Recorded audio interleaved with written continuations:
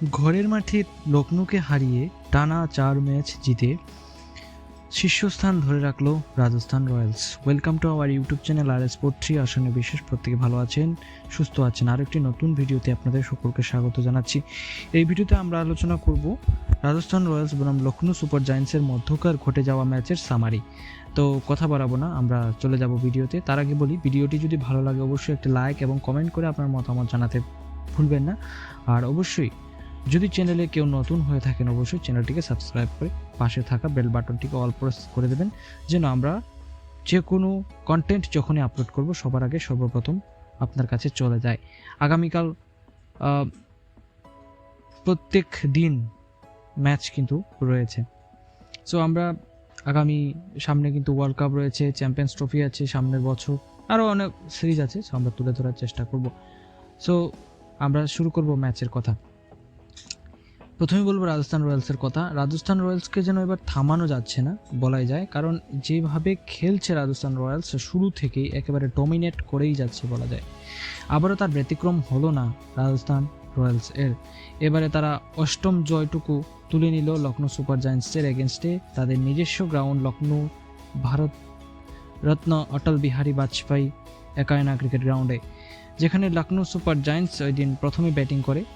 অর্থাৎ রাজস্থান রয়্যালসের ক্যাপ্টেন অধিনায়ক সঞ্জু স্যামসং তিনি প্রথমে টসে জিতে ফিল্ডিং করার সিদ্ধান্ত নেয়, যেখানে পিচ মন্থর ছিল। আমরা দেখেছি প্রথম ইনিংসে রান তোলা কিন্তু খুব কষ্ট হচ্ছিল, বিশেষ করে লোকেশ রাহুল যখন খেলছিলেন। তাছাড়া দীপক হুডা তারা কিন্তু সুযোগ ব্যবহার করে করে দেখে দেখে তারা খেলে রানটা তুলেছেন। ওই জায়গাটা থেকে বলা যায় প্রথমে তারা ব্যাটিং করেছে। ব্যাটিং করে প্রথমে কুইন্টন ডি কক প্রথম দুটি বলে 4 মারলেও ট্রেন্ট বোল্টের বলে তিনি আউট হয়ে যান। এবং এছাড়া গত ম্যাচের 17 রান করা মার্কাস স্টয়নিস তিনিও কিন্তু 0 রানে ফিরে যান সন্দীপ শর্মার একটা সুইং বুঝতে না পেরে।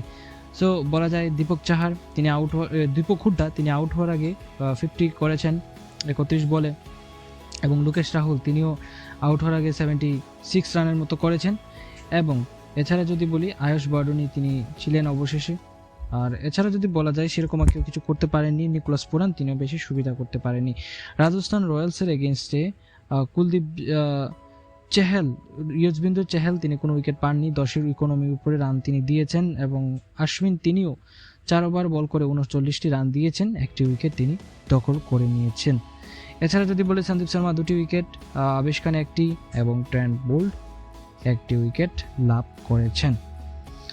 জবাবে যখন খেলতে নামে রাজস্থান রয়্যালস প্রথমেই এই উইকেট মন্থর, তাই এখানে পাওয়ার প্লে প্রত্যেকটা দলই কিন্তু পাওয়ার প্লেটাকে ব্যবহার করতে চায়, সে অনুযায়ী তারাও ব্যবহার করার কথা ভাবে। বিশেষ করে রাজস্থান রয়্যালস আমরা দেখছি প্রত্যেকটা পাওয়ার প্লেতে কিন্তু ভালোভাবে ব্যবহার করছে, সে অনুযায়ী তারাও এদিন ব্যবহার করে। এই মন্থর উইকেটেও তারা কিন্তু পাওয়ার প্লেতে যেখানে 50 রান ঊর্ধ্ব তারা তুলে ফেলে। এবং বিপত্তি ঘটে তারপরেই জশ বাটলার তিনি আউট হয়ে যান 18 বলে 34 রান করে ইয়াশ ঠাকুরের একটি বলে। এবং আউট হয়ে যান জয়সওয়াল, তিনিও 24 রান করে আউট হয়ে যান স্টয়নিসের বলে। এবং ইম্প্যাক্ট অর্থাৎ প্রত্যেক ম্যাচে কনসিস্টেন্সি পারফর্ম করে যাওয়া রিয়ান পরাগ তিনি কিছু করতে পারেননি, ওই দিন 14 রান করে আউট হয়ে যান। তারপরে বিপত্তিটা বাড়ে, যেখানে আর রাজস্থান রয়্যালস একেবারেই ব্যাকফুটে চলে যায়।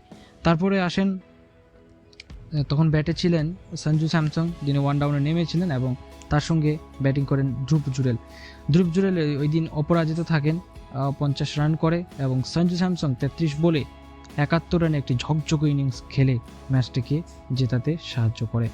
121 রানের একটি জুটি হয় তাদের মধ্যে।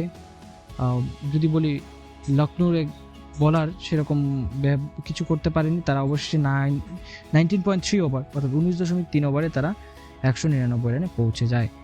ধ্রুব জুরেল ভারতীয় এই ক্রিকেটার উইকেট কিপার, তিনি ঠিকমতো রান পাচ্ছিলেন না, বা যদিও ছোটোখাটো রান পেলেও তিনি কনসিস্টেন্সি পারফর্মার বা ধারাবাহিক হতে পারছিলেন না।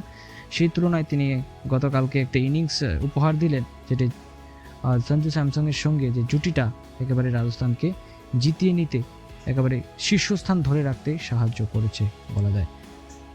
তো এই হচ্ছে এখনকার আপডেট। তো আপনারা আশা করি ভিডিওটি ভালো লেগেছে আপনাদের। তো ভিডিওটি ভালো লাগলে অবশ্যই লাইক এবং কমেন্ট করে আপনার মতামত জানাতে ভুলবেন না। আর লখনৌ সুপার জায়ান্টসে বা রাজস্থান রয়্যালসের মধ্যকার খেলা কীরকম ভালো লেগেছে এবং কোন জায়গাটায় আরও কম বা বেশি ভালো লেগেছে খারাপ লেগেছে এটা আপনারা মতামত তুলে ধরতেই পারেন। তো সকলে ভালো থাকবেন, সুস্থ থাকবেন। কথা হচ্ছে আবার আরেকটি নতুন ভিডিওতে। ততক্ষণ পর্যন্ত সবাই সুস্থ থাকবেন।